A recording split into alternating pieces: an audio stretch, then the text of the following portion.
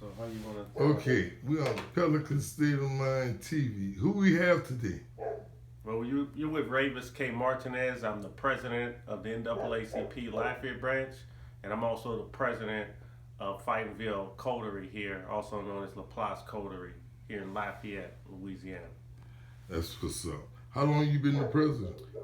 This is my third term, so I'm going on my fourth year in the role as president of the NAACP. And I recently, just last month, was elected president of the neighborhood coterie or association. That's what's up. What you think about the state of Lafayette? Chop is a lot.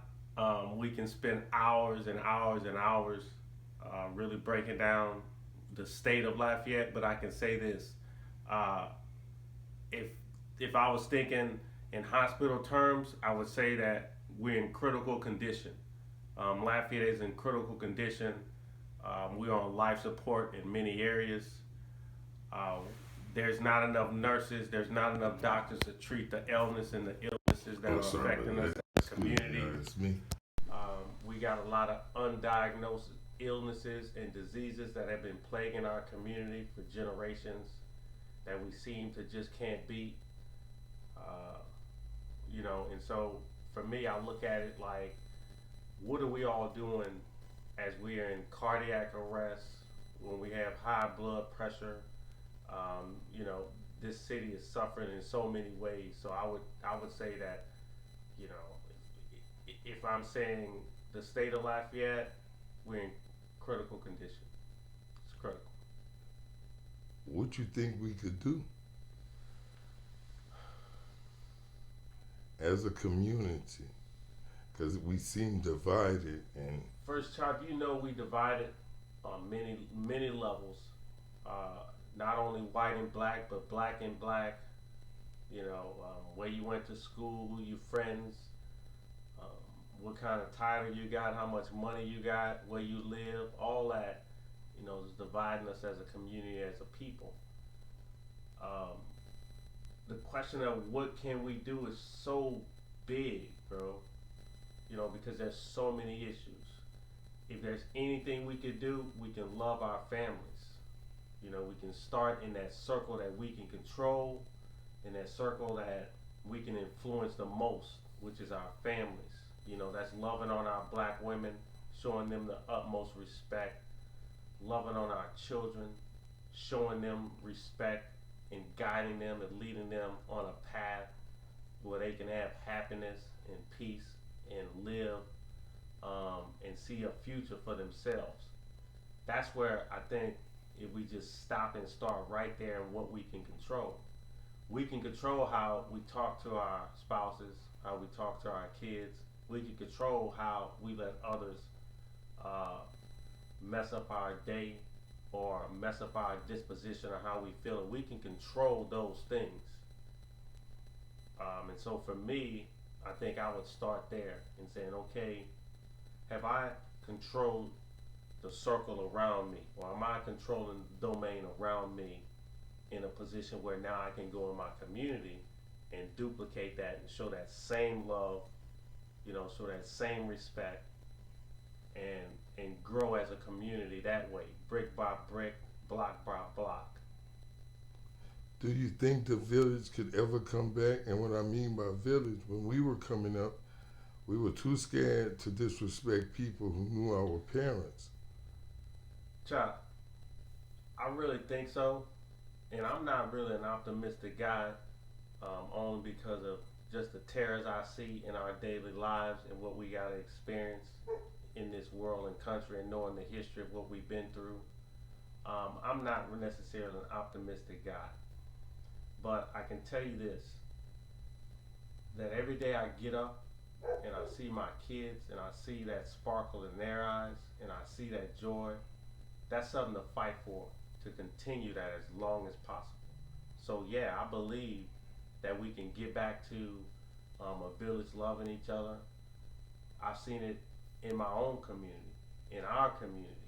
I've seen where this community right here has grown and has is transformed into where this block that I live on Used to be heavily commercial, heavily historic. This was the place. This was our block because Lafayette downtown, or they wouldn't allow us there. So our Mardi Gras, everything was right here. Yes. All our restaurants, our clubs, it was right here. Yes. Our cleaners, everything was right here. The oldest black neighborhood is right here. Oldest black church right here. Um, this is downtown Lafayette. Probably has the strongest infrastructure. You know, we have a close knit community, but again, they take. You know, they give and they take. And so there's a lot of different issues on why we are where we are or why we went through where we went through. But you walk these streets today and you'll see families on the block. You'll see children on the block. You'll see bus stops, kids catching buses in the morning on the block.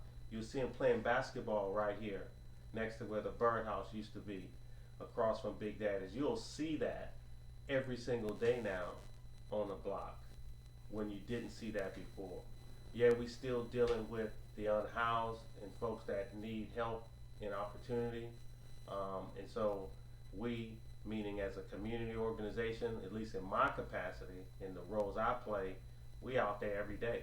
We know who these people are.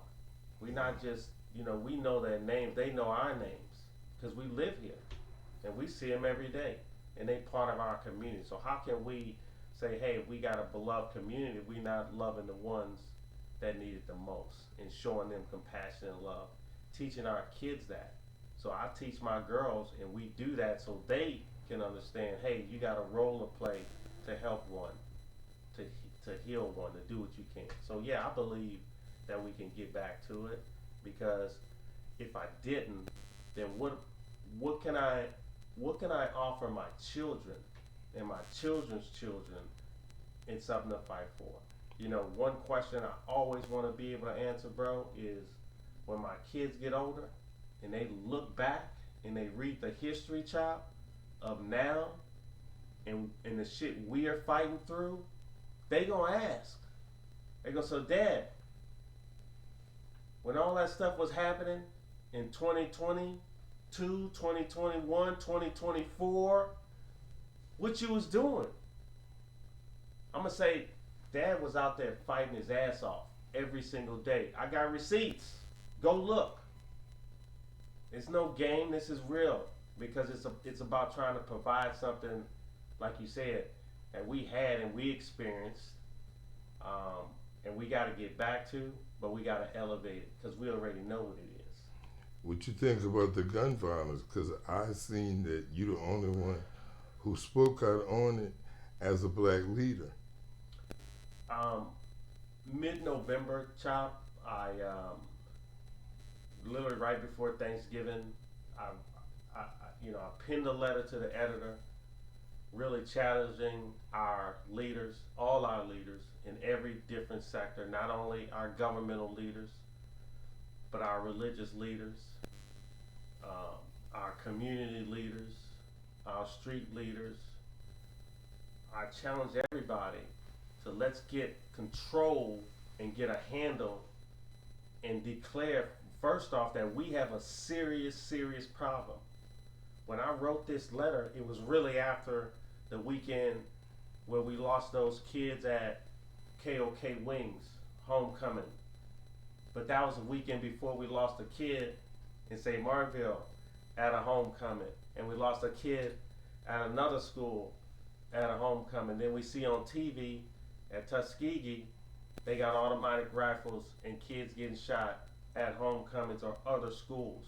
So we're seeing a plethora just in that last couple of weeks of serious gun violence. And in this community, we are suffering firsthand. I mean, multiple shots every weekend. Somebody's not only getting shot, but we're dying. And ain't nobody doing nothing about it. Nobody's raising their hands and saying this shit has to stop. And so for me, it was a no-brainer to say, hey, let's try to call people together, right? And so, yeah, I penned a letter, and I'll read it. If you Franklin, I'll read it right now if because you it's don't not mind. that long. And I have it here. I said, The subject or the title of the letter was a letter to the editor. Lafayette leaders must step up in the fight against gun violence. Dear editor, in my previous letter, I highlighted the critical and worsening state of gun violence in our community. But so far, our calls for meaningful action have gone largely unheeded.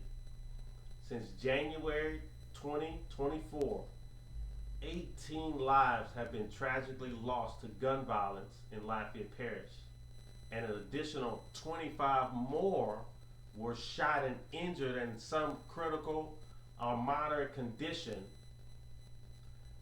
This is more than a statistic, it's a crisis, one that should be met with urgency, commitment, and leadership.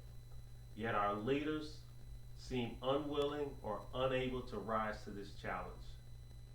For too long, our elected officials have relied on short-term, superficial fixes like increased police surveillance or sporadic community meetings to address gun violence. These may have their place, but they don't address the root causes of the violence we're facing. The real solution lie in deeper, community-rooted initiatives that tackle the underlying issues of poverty, lack of educational access, and limited economic opportunities. We need to bring mental health resources, job creation programs, and trust building efforts between neighborhoods and law enforcement. These approaches are not experimental, they are proven, evidence-based strategies that have worked in communities nationwide. Yet despite knowing this, our leaders continue to delay and defer, favoring quick fixes over real change. Gun violence is not just a criminal issue, it's a public health crisis. It's time our city and parish leaders address it as such.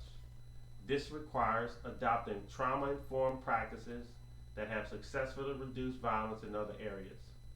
Local strategies should involve collaboration between community members, law enforcement, and policy experts. We need a cohesive, informed, and a comprehensive plan, one that treats this epidemic with the gravity it deserves. Now is the time for our leaders that listen, that takes decisive actions, and treats every life lost as one too many. Lafayette deserves leaders who are courageous enough to make hard choices, and our community deserves more than empty promises or rhetoric. I urge our community to stand with me in demanding more from those in power. Together, let's make it clear that Lafayette deserves safety, security, and the dedicated efforts to bring real change. It's time to build a stronger, safer Lafayette. But it will only happen if our leaders finally step up to the task. Because, Chop, we are done dying. Man, that's deep. That's deep. I hope they get the point. Man, I thank you and I appreciate you for stopping in, or for inviting me to come to your place and chop it up with you. I appreciate that. Much love, my brother. Thank you, brother. Anything you want to say before we end this? I just want to say that, as a community, we've seen what just happened in the last election. So I want to challenge our community to step up and join me. Join the NAACP. Join your community organization. Give me a call. Send me an email. I'm not hard to find at all. And I promise you, I'll get you engaged. I'll get you involved. I'll get you helping to help fight some of this stuff that we're dealing with in our community and home. If you care about Lafayette, if you care about this home, not only tune into this channel and subscribe, but also contact me or contact Chop so you can get involved with your community, so you can be the change that we all need, because we are done dying. Thank you. Thank you.